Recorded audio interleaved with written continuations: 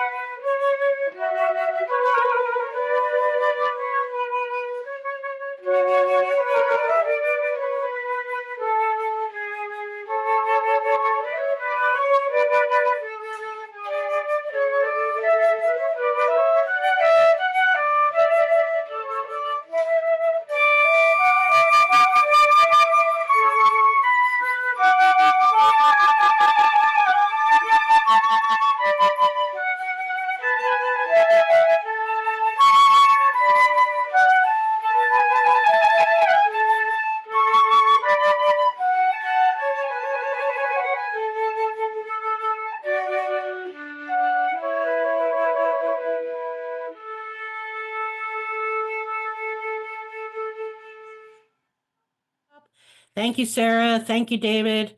I could I forgot I had to talk because I want to listen to you. I'm talking about this is actually a two-parter. Our joys and our sufferings are our wholeness. Our joys and our sufferings are our wholeness. And I know for some people, they hear that and they say, I'm sorry, what? My sufferings are part of my wholeness? And my answer is unequivocally yes, because they are our lived experiences. And our wholeness is not just the things that feel comfortable or upbeat. It's all of life, like whole, right? And sufferings, and I'm not using the word suffering in the in a more an older or more traditional sense. Like sometimes in Buddhism, it's like suffering, ooh, stay away from suffering. I'm using the word suffering in the context of pain, right?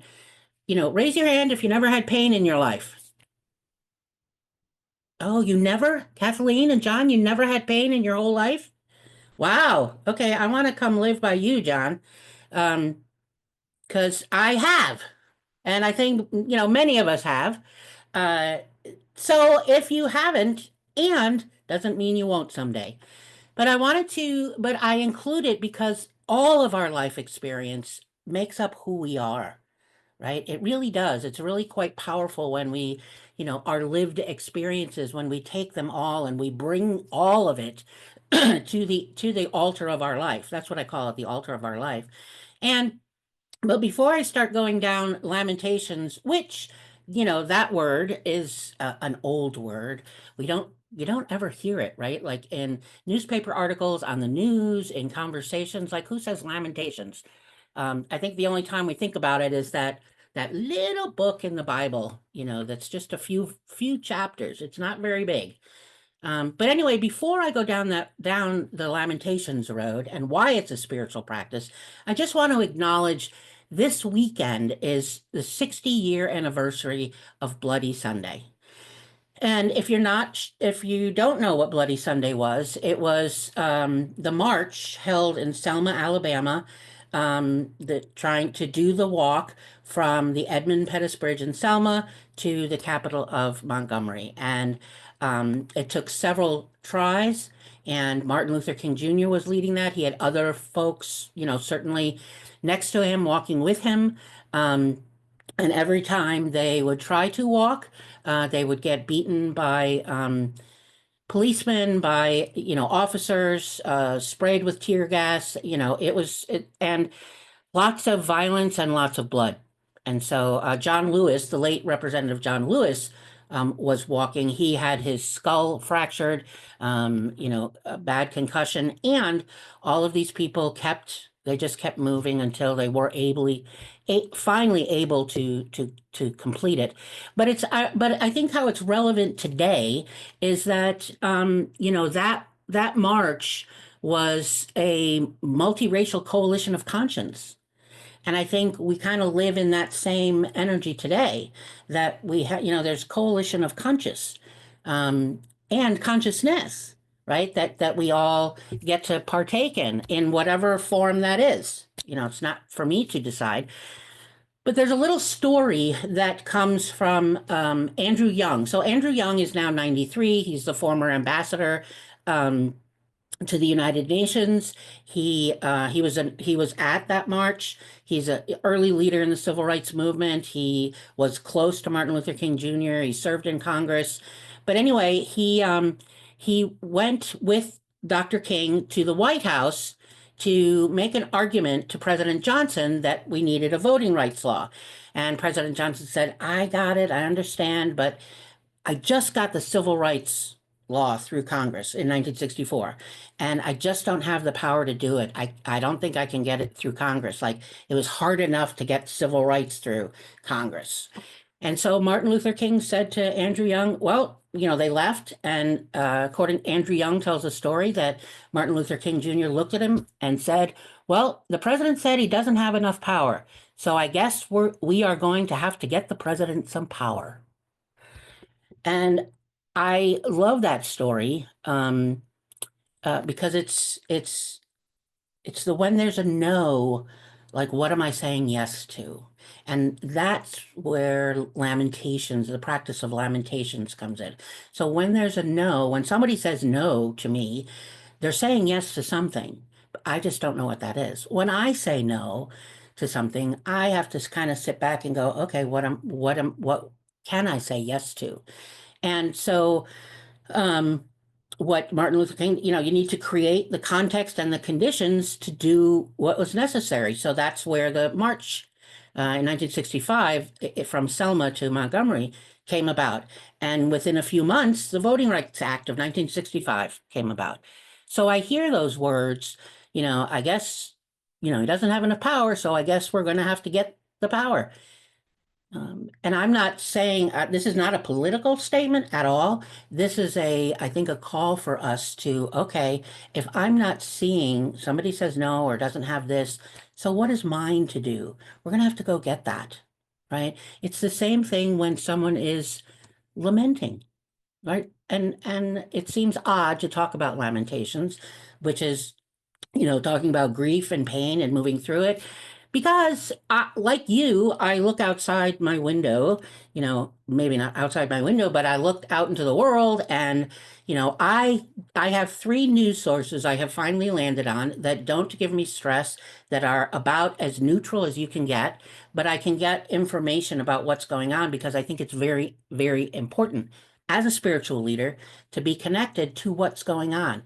Believe me, I understand how you could get sucked into something. And I've learned over the last 10 years how to find the sources that don't do that, that have multiple perspectives, that just the facts, ma'am, kind of thing, without much, much going off into the deep end or going out of their lane, right? That's part of our spiritual practice too, is staying in our lane.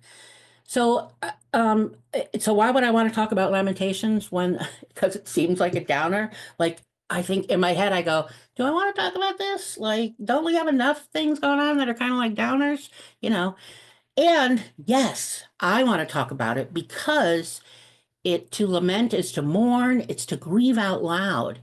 right? At least in this culture, we don't really talk about, we don't use the word lament or lamenting, because it's really about grieving out loud. It's like that whole body experience. It's that weeping and wailing and the gnashing of the teeth, right? That we, when I say we, it's a collective, and I don't mean every single person like we're this giant monolith, although our culture here in the US is not big on lamenting.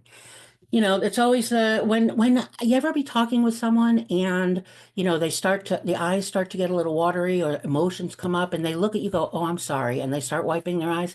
No, no, no, no, no. No, sorry. Lament. Let it out. There's a reason for the tears. The tears means something's alive here, right? So let what's alive be in the light, because then we can do something with that. So, you see things on TV, on the news, that, are just horrible. And you notice those around us, we just sort of keep ourselves, kind of in a little box. We have to be, neatly pressed, can't let too many tears out, or certainly no wailing, right? And gnashing of the teeth. But look outside the US.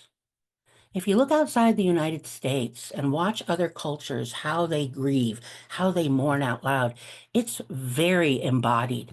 It's very much, all in, and not just one person, but like a whole community. Um, and the interesting part about it is that grief is the natural part of life, right? It happens to all of us. Every birth comes equipped with its death, always. So there's no avoiding it. Um, the Bible is full of grieving. When the way it's written, when Jesus finds out about the death of John the Baptist, he's wailing. He is lamenting.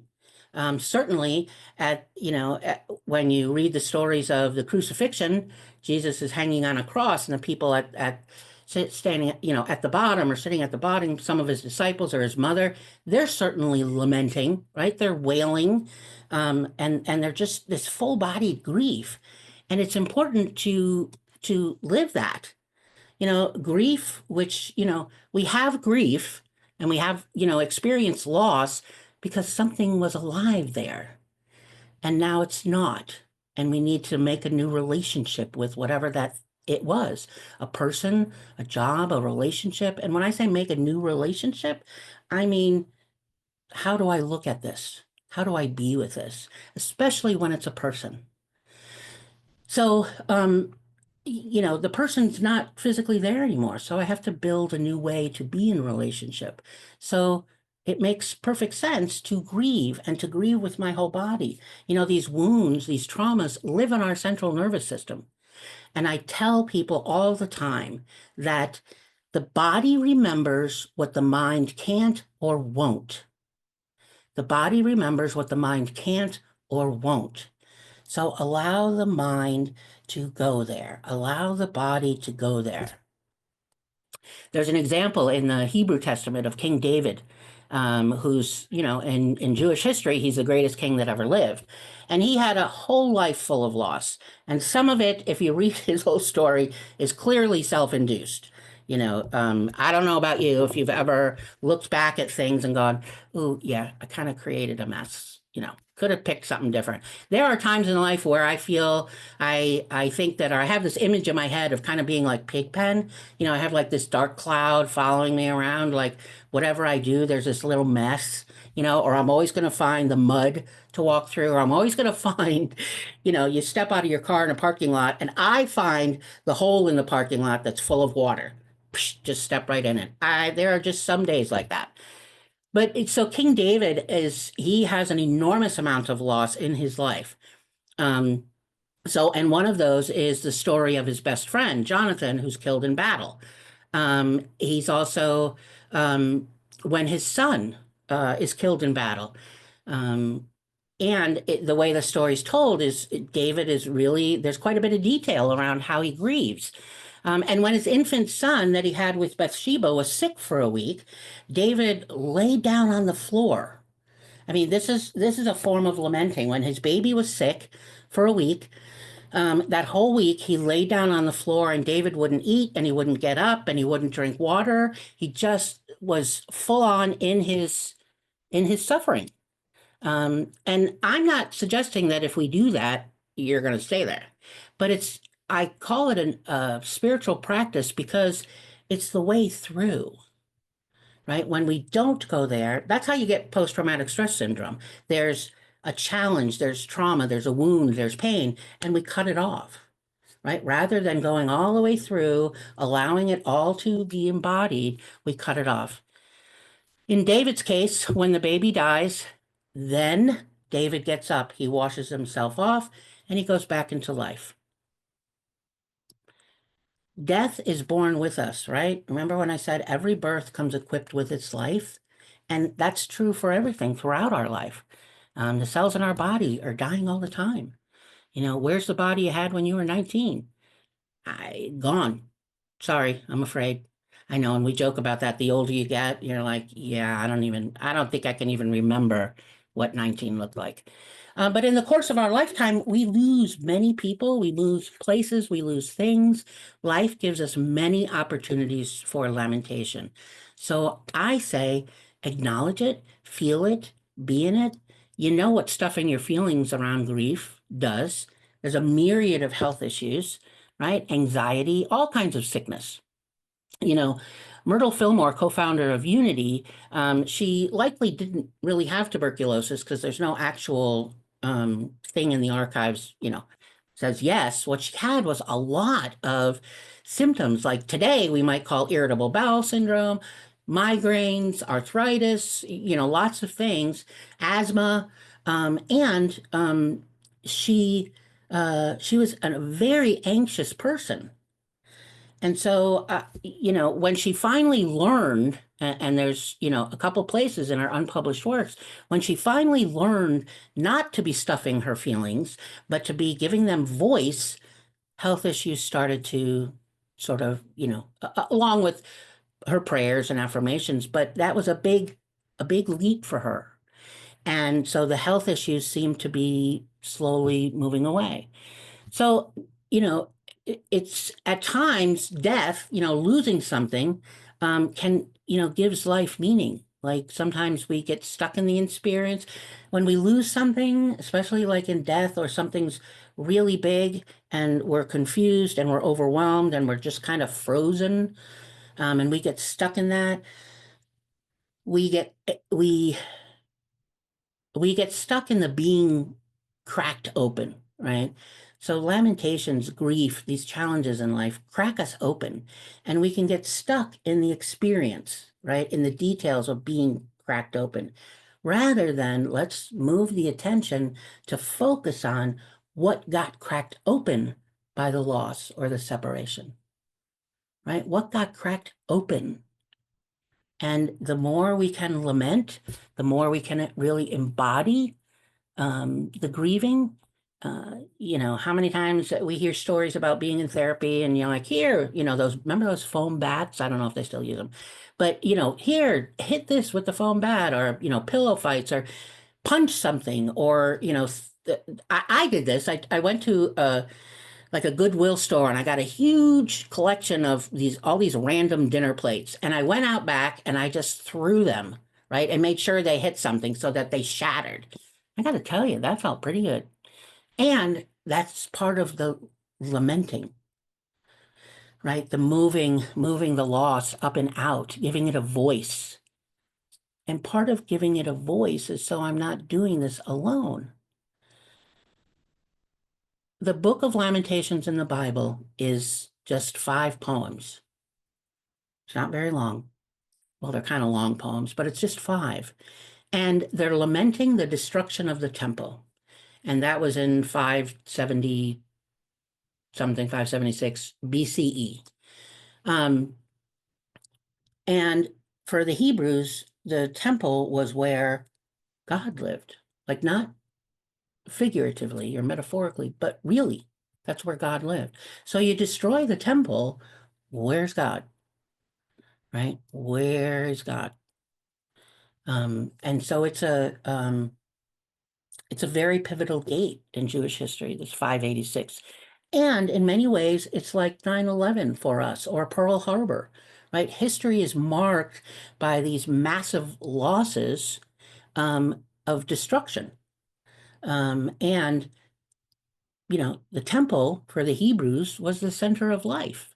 It's where God lived. It was the end all and be all of the universe.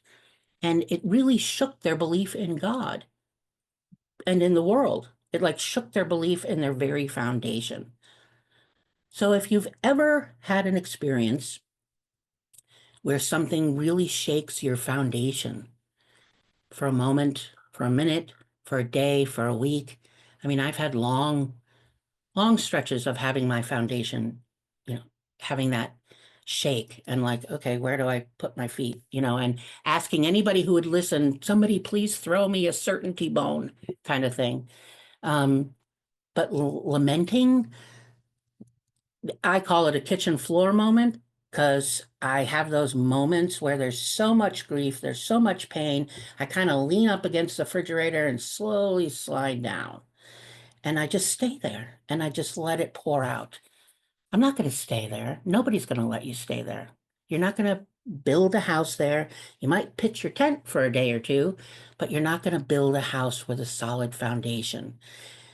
Don't go into the affirmations. Don't try to change your thinking. It's not about positive thinking. It's about acknowledging the reality of your life, all the feelings, all the thoughts, the bodily sensations. When you have something big like that, there's two parts of your brain that get activated. One is mentally, right? Your prefrontal cortex. You didn't know there was science in this. So there's part of your brain that gets activated, which is the mental. So we have thoughts about what's going on. The other part of the brain, though, that gets activated is the body, right? There's the central nervous system, but the body, so sensations within your body go on. This is what makes lamenting a spiritual practice.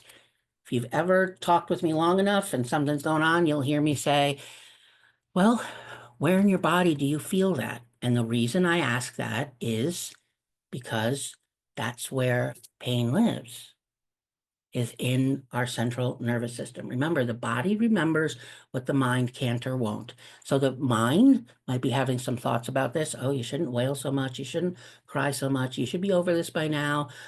And we can have thoughts of, oh, thank goodness this is coming up and out, or maybe I should wail even louder. I think we should have a class. There should be an SEE class on wailing and gnashing of the teeth, right? It's very guttural, it's very primal, and it releases. I know it sounds a little off the beaten path for some people, but it's also not about grieving individually, but together, because we all have loss going on, often, and we can lose the sense of how the world works. I know I'm suffering from that periodically. I'm like, wait, I thought it went this way. We can lose a sense of, so what is God? Where is God? Is there? Where are things safe for me? Right? Where is meaning in my life? Like there's all these existential questions, right? And lamenting, when I go full in and let all of it come out, all of that kind of takes care of itself, because lamenting is really a spiritual practice that has gotten lost over time. Thousands of years ago, it was part of everyday life, right? That people go through tragic loss, whatever that is, and in going through it, in living it, you find new ways of being in life because there's nothing in your way. It's not, you don't take a pressure, like a pressure cooker, little steam off, little steam off. No, no, go all in. Be passionate about your lamenting. Sounds counterintuitive, and it works because grief is a natural healing process, right? It's a natural healing process. So we just pay attention to it. There's nothing wrong with expressing how we're feeling and do it with each other. I know our culture is like, no, no, I have to do it on my own. I can't let anybody see me cry, especially if you have an ugly cry face. I have an ugly cry face. And you know what? I don't care anymore. So do it because healing is communal. right? So together, rather than focusing on, what cracked me open, focus on what got cracked open. And what got cracked open is that lamenting and bringing that up and acknowledging our humanity, which then expands me in how more, my degree and my capacity for compassion, my capacity for kindness, my capacity for generosity, right? When like King David, when his baby finally died, then he got up, right? He didn't stay in that laying on the floor, no eating, no drinking water, not getting up. It was a week, the way the story's written. And then he got up and moved into life. It's the same thing for us, right? Lamenting is really a bridge. I have a article that I call a bridge of lamentations. And I call it a bridge because it really is moving from this experience of life through lamenting to the other side. Not even the other side, but a different experience of life. And the lamenting reminds me that something was there that was love, that was alive, that I cherished, and I can still have all those things just in a different form. But first, I need to acknowledge, right? Need to acknowledge the loss. So, lamentations is a spiritual practice. But I want us to practice grieving out loud, right? Weeping, wailing. Practice it with somebody. I know, you'll probably do it. I did this. First time I did it. We looked at each other and we were like, oh my God, we look so silly. Don't look in a mirror. Just do it, like from the belly. Just bring it up. Bring it up and out. It's okay, really, with some modesty, with some grace.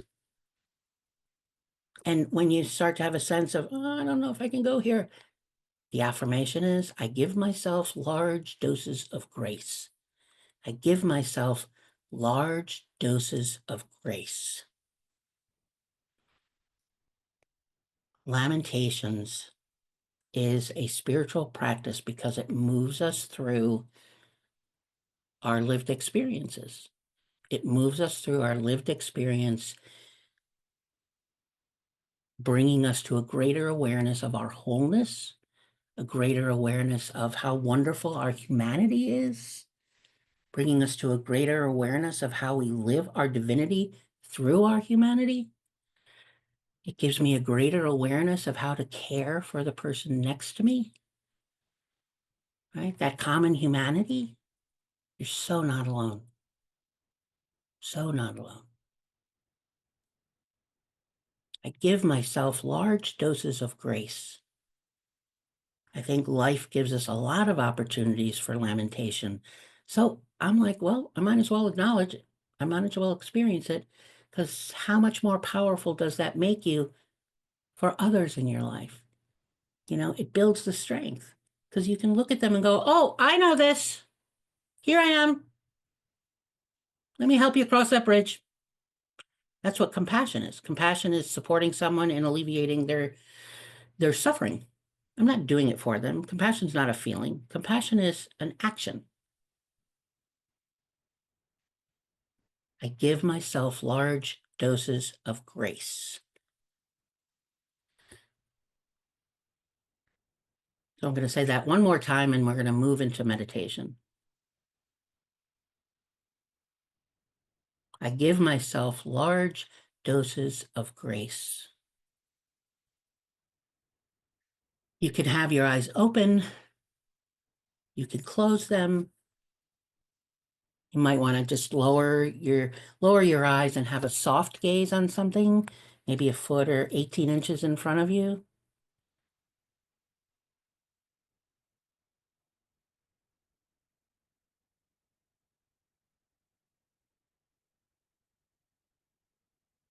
And just follow the breath.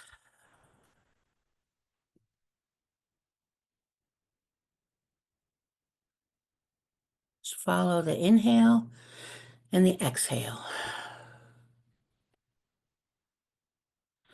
Following the breath, reminding us that this is life being lived right here.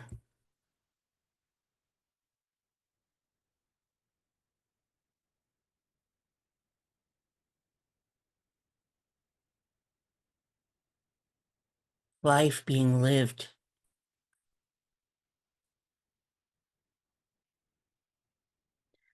And I certainly can spend my time asking myself or someone else why this thing happened,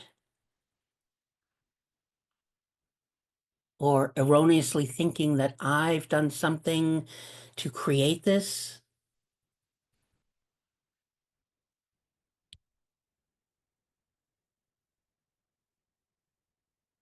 And really, life happens. And how we respond to life experiences is where our growth is. And in times of loss, in times of grief, when it seems so overwhelming that I can't catch my breath, I surrender and allow myself to lament, to step into that primal wailing, not just crying a few tears, but allow the floodgates open.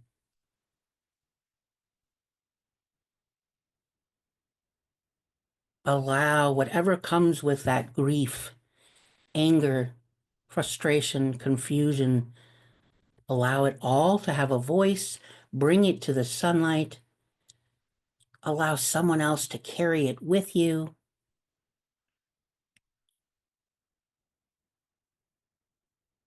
Moving across that bridge of lamentations that brings you to your next steps.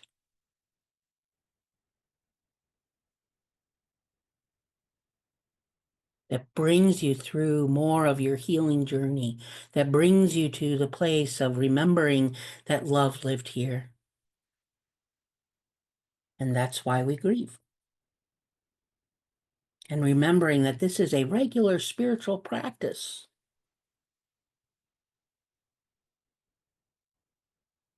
For whatever it is that we are grieving the loss.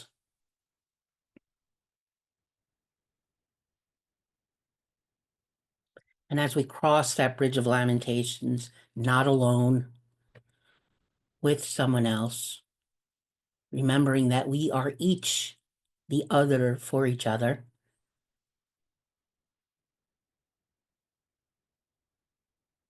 we slowly remember that part of that foundation we stand on is there's one presence and one power principle. And we use that principle.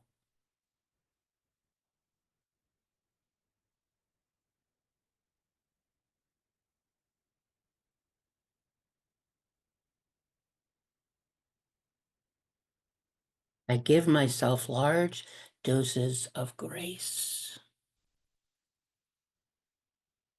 I release any discomfort.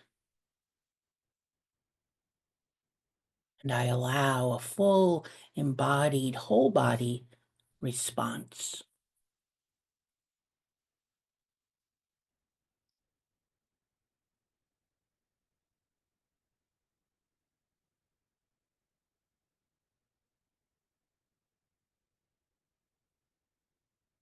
I give myself large doses of grace.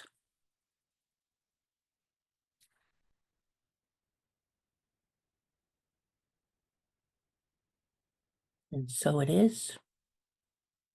And so it is. Amen.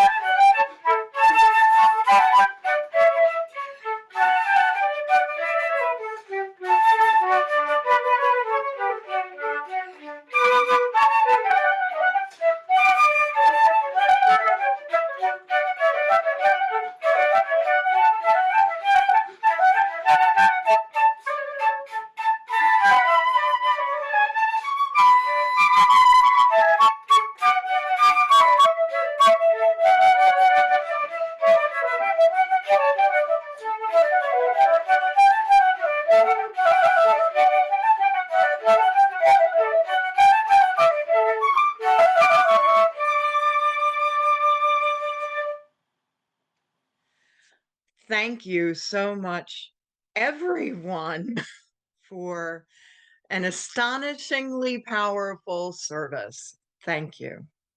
So now I am offering our closing prayer, and I invite everyone to just take a deep breath and embrace everything that has happened for the last almost hour.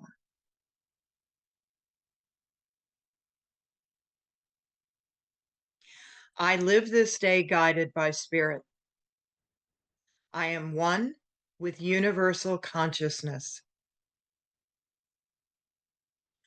I stand firmly on holy ground. And if a mountain appears before me, I say, move, mountain. Mountain, get out of my way. And so it is. Amen and amen.